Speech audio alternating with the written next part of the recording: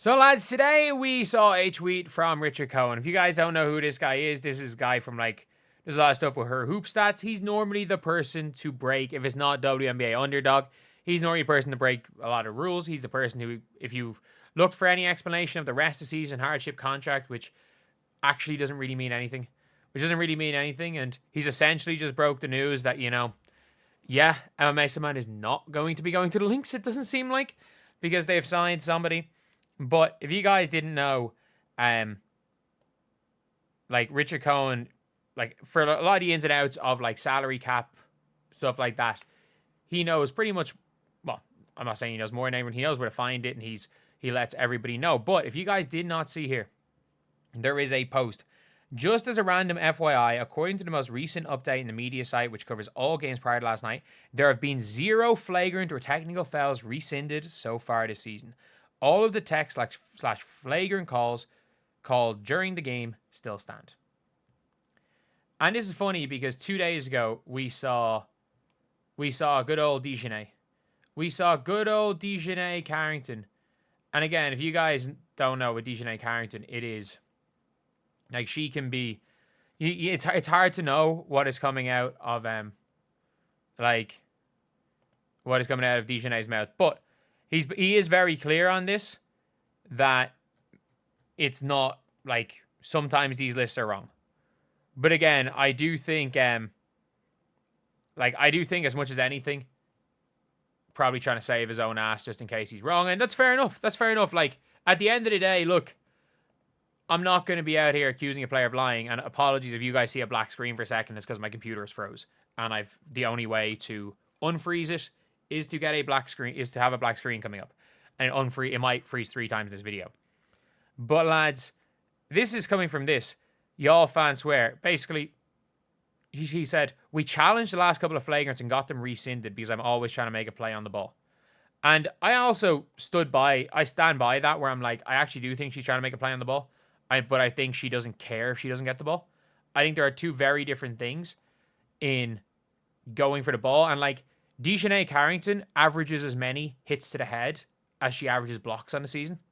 I'm not joking when I say that. She averages a half a block a game. They've played 7 games. She averages a half a block a game, and she averages just under a half a flagrant foul a game.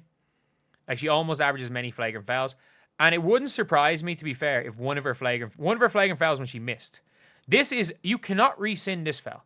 There is no way if they rescinded this foul, there's something wrong. She literally did something that, she smacked the player. She wound up and smacked the player in the head. She clawed Jessica Shepard in the eye. She also undercut Gabby Williams, and the referees decided to ignore it. She nearly injured Gabby. She could have injured Gabby Williams. Gabby Williams had to go to the locker room. And, yeah, that's the thing. Someone said it wasn't presented as in an attempt to counter anything else anyone has said. These lists often have inaccuracies in the past or updates that haven't been added yet, so ideally don't jump on any of them because the info is different.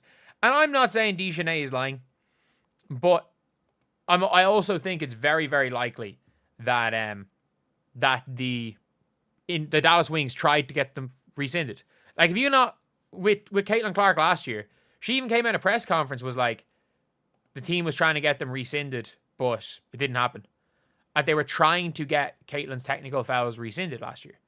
It's not that's news to anyone.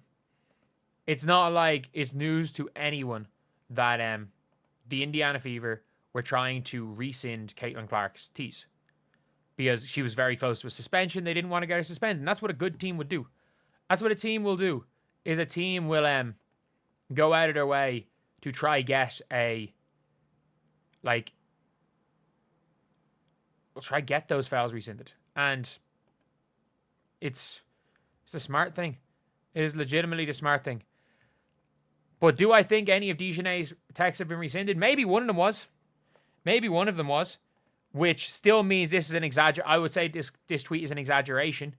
If it says they challenged the last couple of flagrants and got them rescinded, I wouldn't have been surprised. There was one against the Sky where she did wind up, but she missed.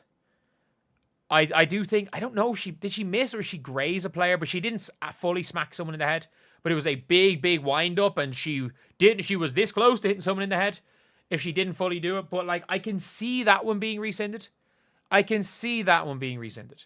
But The referees have gone to the monitor.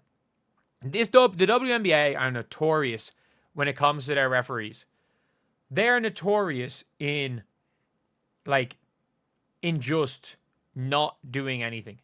Like, they're absolutely notorious in just saying, yeah, we'll leave it. We'll leave it. You know what? It's the referees make the call on the day. Let it stand. Let it stand. Because I've seen them not rescind some things that should be rescinded. And we've also seen them refuse to even go far enough. When Caitlin Clark got hip checked last year, and they were like, you know what? It's all good. It's a common foul. It's a common foul.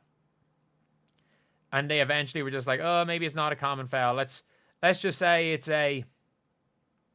instead of it being a common foul, sure, look, it's a flagrant one. It's a flagrant one. But yeah, look, this is not the end of the world. It's not the biggest deal in the world. I don't think this is a point in like jumping on Dijonai. I don't think it's that much of a crazy big thing. I don't think it's the end of the world. Even if Dijonai did slightly exaggerate the truth, apologies about the black screen.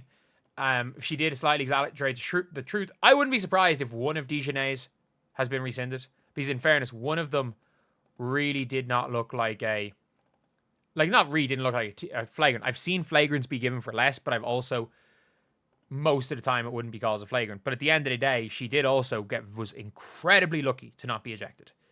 She was incredibly lucky not to have been ejected against the who was it in the last game they played? I have blanked. Storm. It was a Storm because it was Gabby Williams she undercut. Like, she was incredibly lucky not to be ejected. And look, and the funniest thing is like, I tweeted out something about Dijonai, and I was like, I still stand by this. Like, I think she's reckless more than she's dirty. I think she is a reckless player. She could not care less. And there are reckless players that are not dirty. Like, Matthew Dellavedova was a reckless basketball player. I would not call Dellavedova a dirty player. He was a reckless player. There's a lot of reckless basketball players that, like, their goal is they couldn't care less, it seems, in a lot of situations. They couldn't really care less.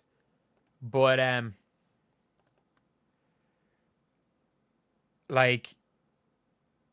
it is what it is. It is what it is.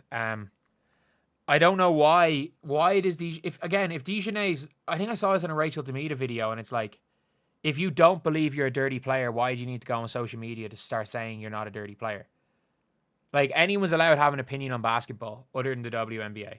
Like, it seems like if you're talking about any other league or anyone else, you are allowed to have an opinion on basketball unless it's the WNBA. And if you're talking about the WNBA, you're not allowed to have an opinion on basketball because everything is deeper in basketball. No, this is not deeper in basketball.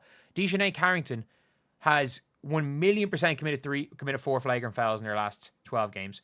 And, like, I'm sorry, the Caitlin Clark one was a flagrant one.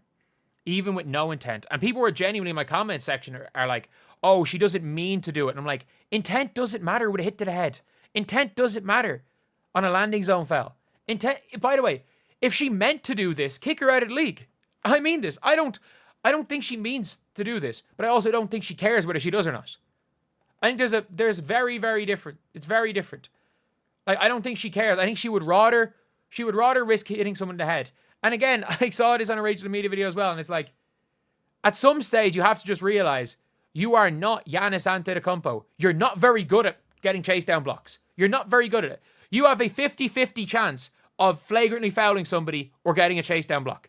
You have a 50-50 chance in hitting someone in the head. Actually, in terms of blocks per game, not all of her blocks are chase down. It is probably more likely in a chase down situation that Dijonai Carrington hits someone in the head than it is for her to block a shot. And she will still try to emphatically block it every single time. And like, at some stage, like, something has to be said. At some stage, something has to be said because, again, she has a problem with hitting people in the head. And first of all, I would be very concerned if the WNBA rescinded any tech other than any flagrant other than the Sky one. If they rescinded the Sky one, fine. I understand why the refs call it. Probably don't think it was a flagrant, but also I don't understand how the refs didn't call the flagrant on Gabby Williams. But if they rescinded any of the texts where she actually connected with someone's head, which means when she said they got him rescinded, the last couple, and it was the day after a text, so you can't find out if a text gets rescinded in a couple of hours. So the last two before that were the wind up, which fair enough, and then the eye gout or the accidental claw. Like, if she got the claw rescinded, the WNBA needs to cease organization. Or sorry, needs to cease operation, because humans are being put in danger if they rescinded the needless jump through the back and then claw of Jessica Shepard while nearly taking out her own teammate. But anyway, that's the video. I'll see you guys.